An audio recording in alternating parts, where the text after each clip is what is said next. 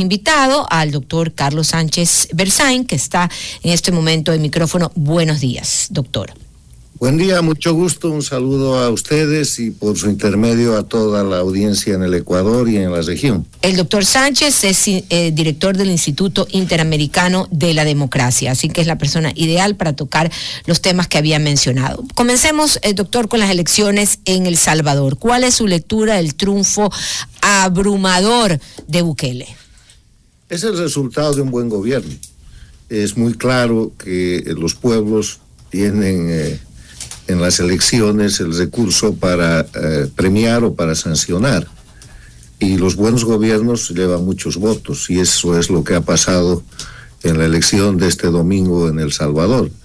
El presidente Bukele, hoy el candidato Bukele, ha hecho una gestión que le ha devuelto paz, le ha devuelto seguridad al pueblo ecuatoriano, y la correspondencia es una votación extraordinaria. Yo creo que ahora el gran desafío de Bukele en su nuevo periodo presidencial es mantener esa paz, esa seguridad, esas garantías, pero avanzar en el tema económico. El Salvador sigue siendo un país pobre, necesita desarrollo, necesita inversión, y creo que Bukele ha creado las condiciones para aquello.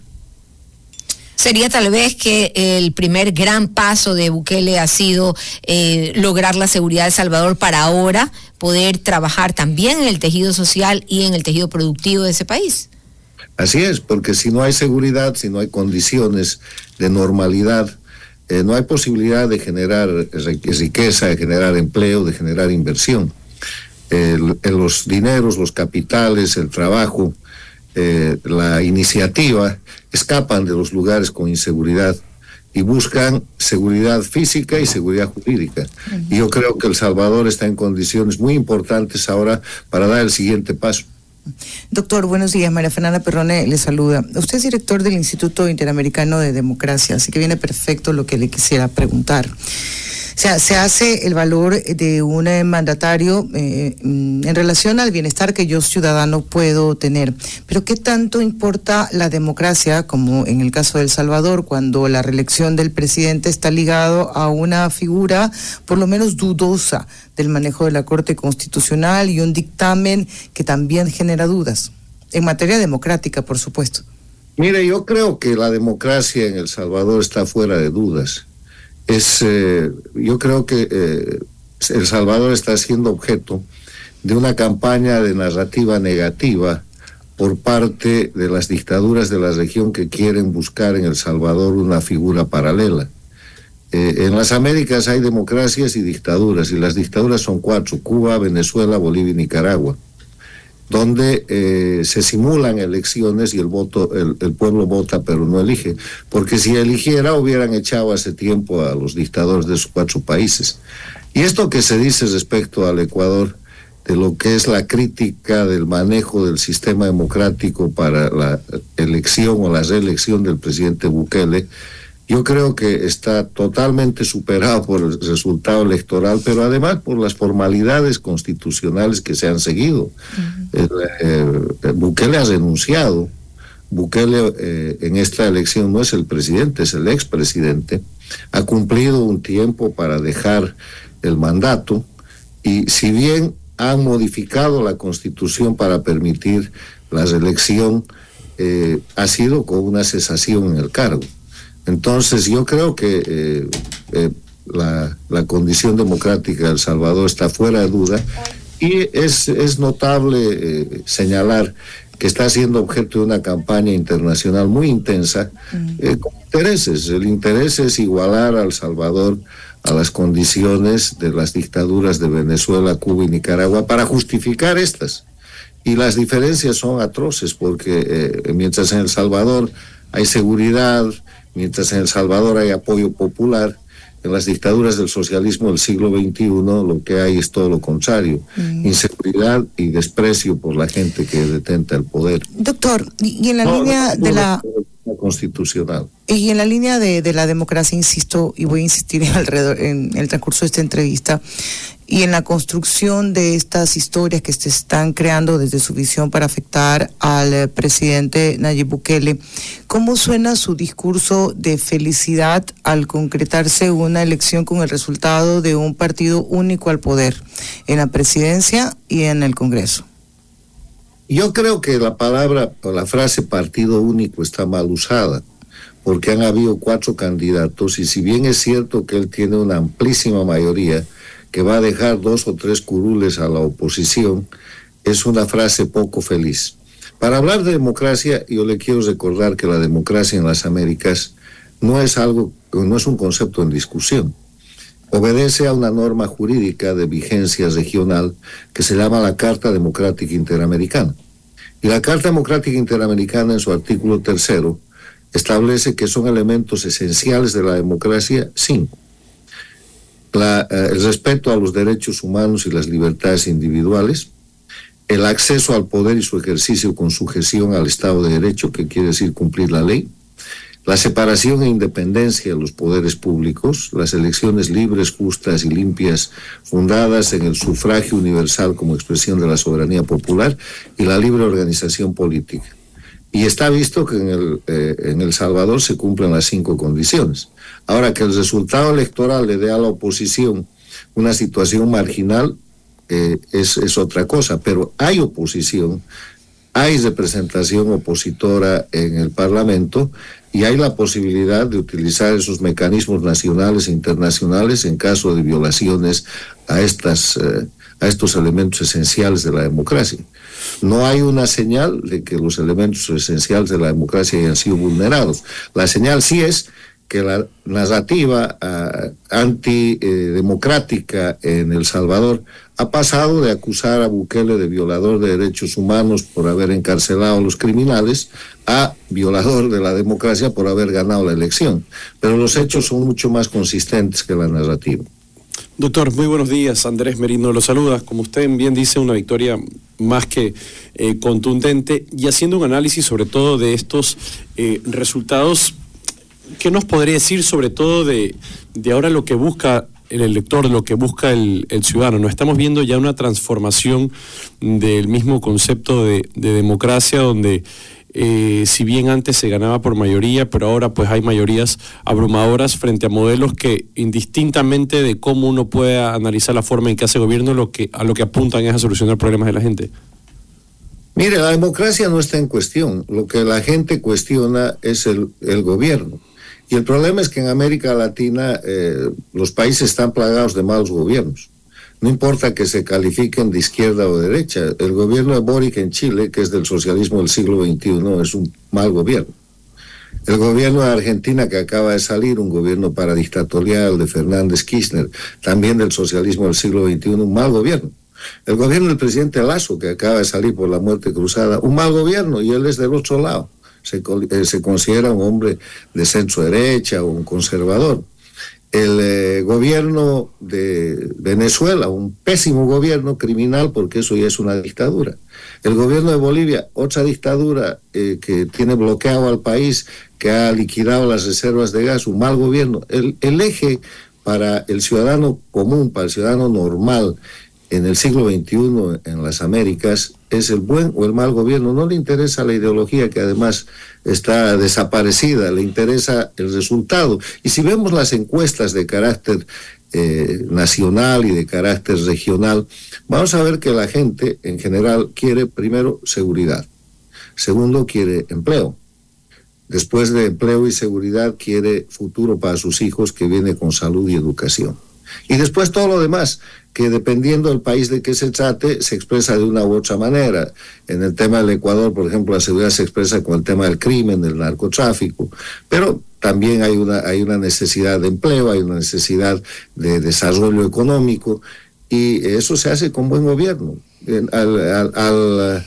Al pueblo de América Latina, a los pueblos de las Américas, les está interesando el resultado, y siempre ha sido así. Por eso es que han habido casos en los cuales, aprovechando de popularidades iniciales, se han generado abusos y atropellos que después, a título de revolución, han roto la democracia. Ok, y hablemos un poco, donde usted iba. No, sígame. Ya, de cómo estos son mensajes que se van construyendo y cómo afectan a la América Latina. Caso Milei, por ejemplo, atravesó y le salió muy bien la aprobación de su primera ley, pero hoy, como lo decía usted, Doménica, va a enfrentar el primer cacerolazo. El cacerolazo, sí, hablamos. Ha tenido otras manifestaciones. Hablamos justo de eso, Mafer y yo, antes de micrófonos, que siempre estamos comentando la información que vamos a compartir con los radioescuchas. Mafer, usted retome la pregunta. Dentro de la democracia o el voto, como usted lo ha dicho, por el cómo te solucionan los problemas, cómo los evalúas cuando apenas ha pasado 2 meses de una gestión. El tema de Argentina es muy diferente al de El Salvador, porque la Argentina es un gobierno de minoría. Milei ha ganado la elección, pero es un gobierno minoritario que no tiene representación que los respalde en el Congreso y que está teniendo grandes problemas con la aprobación de su ley principal para ejecutar su plan de gobierno, que llaman ley Omnibus.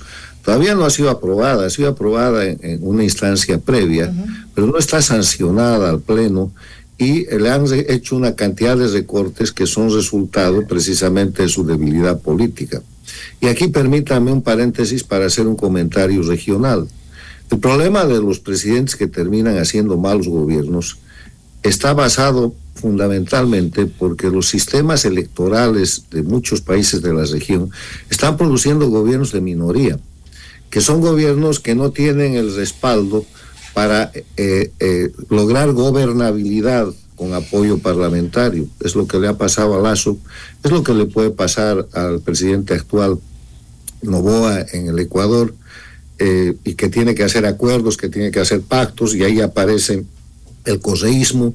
Es lo que le está pasando al presidente de la Argentina, es lo que pasa en la mayoría de los países, y en ese ámbito lo de El Salvador es una excepción, porque ese presidente tiene amplia gobernabilidad. Cierro el paréntesis regional y vuelvo a la Argentina para decirle que el gobierno de Milei es un gobierno, la imagen de Milei, la llegada de Milei al gobierno ha levantado muchísima expectativa, pero la realidad objetiva es que tiene una oposición feroz, que el kirchnerismo no ha sido derrotado, que tiene una presencia parlamentaria muy grande, y que además la oposición en la Argentina, como es un país federal, se expresa no solamente en el ámbito legislativo, sino también en el ámbito de los gobernadores, con los cuales, los gobernadores son los jefes de gobierno de las provincias, que serían los estados en el sistema federal, con los cuales está chocando muy duramente el presidente Milei.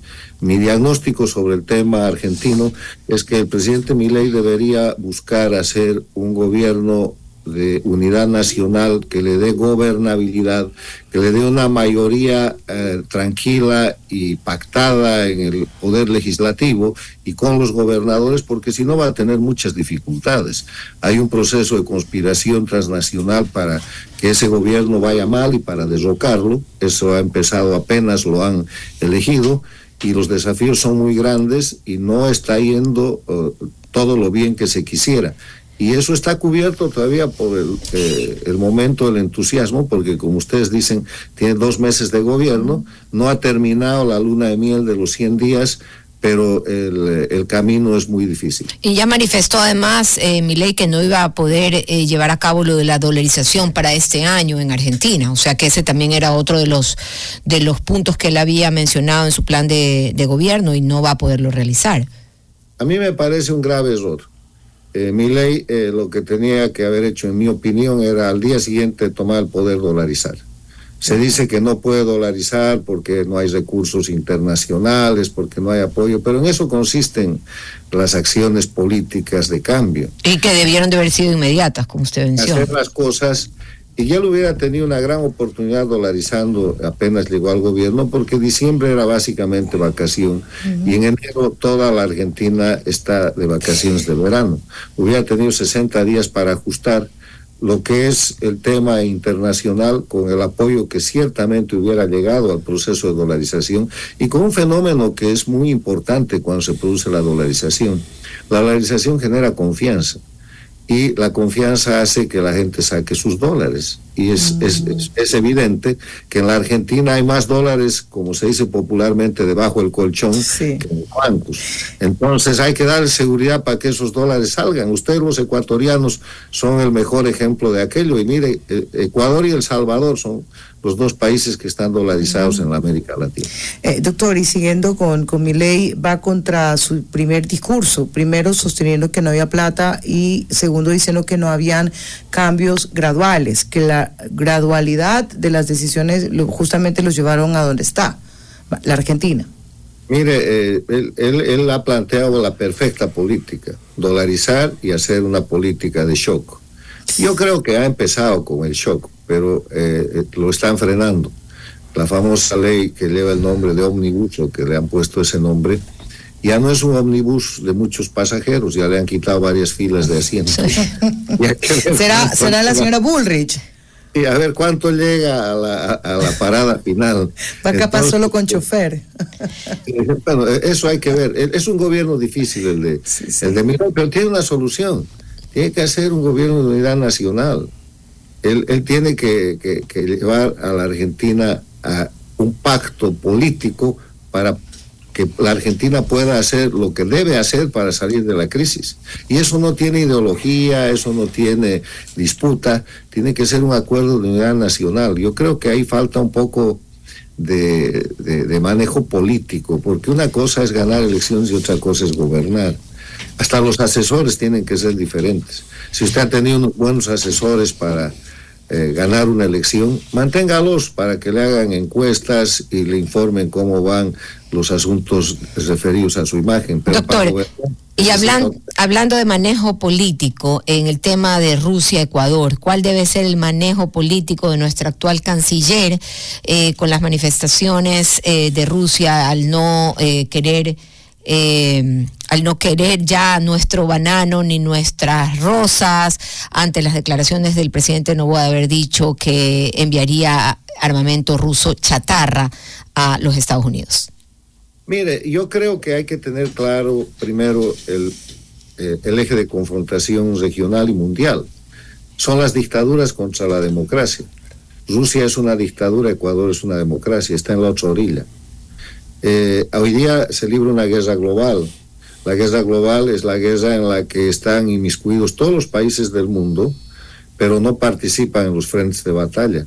Y esta guerra global tiene dos escenarios. Uno, la invasión de Rusia a Ucrania, y el otro, Gaza, por la invasión, por el ataque terrorista contra Israel. Ahí la posición de los países con democracia es obviamente opuesta a lo que son las dictaduras. Entonces, lo que yo haría en ese contexto, porque el Ecuador no puede poner en juego su política exterior, ni sus derechos comerciales, ni sus principios y valores frente a una presión que es obviamente un chantaje de la dictadura rusa. Yo lo primero que haría es evaluar cuánto del mercado representa el mercado ruso, o sea, cuánto el Ecuador le está vendiendo a Rusia. ¿Es el 1% de las bananas, el 10%, el 20%? No sé, de repente ustedes tienen el dato. Y lo que haría de inmediato es buscar un mercado que compense aquello, hablando con los países con democracia.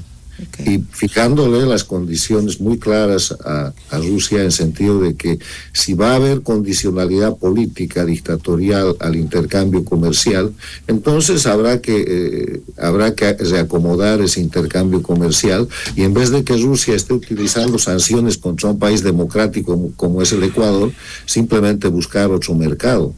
El Ecuador no puede entregar sus principios, valores y soberanía a una dictadura como es la rusa por venderle plátanos. Por eso le digo, o flores, hay que ver qué porcentaje representa eso y cómo desde el gobierno del Ecuador, si no se aclaran las cosas rápidamente con Rusia y cesa esa extorsión, hay que buscar otro mercado. El mundo es muy grande, la globalización es importante, el Ecuador tiene tratados de libre comercio con una cantidad de países y yo creo que no conozco el porcentaje del mercado que representa de nuevo Rusia como comprador, pero no ha de ser muy grande, y además hay que ver eso en el equilibrio, cuánto le compra el Ecuador a Rusia. 700 millones de dólares puede ser 21% de las exportaciones, doctor, pero bueno, como usted dice, hay que revisarlo. Doctor, gracias. ¿Y cuánto le compra el Ecuador a Rusia? Claro, habría que ver la balanza comercial, cómo queda con ellos. La balanza comercial, que es el punto, y en base a eso tomar una decisión abierta e informada a la gente, porque la gente tiene el derecho a estar informada. Así es. Los gobernantes creen que sacar estos datos, no, la gente no va a entender, entiende más de lo que uno cree. Si al pueblo ecuatoriano se le explica que el Ecuador exporta 700 millones e importa no sé cuánto, entonces hasta la extorsión que está ejerciendo en este momento Rusia va a bajar de tono, porque extorsionar en el ámbito internacional no queda bien, no es elegante. Muchísimas gracias por sus declaraciones hoy, por todos sus comentarios.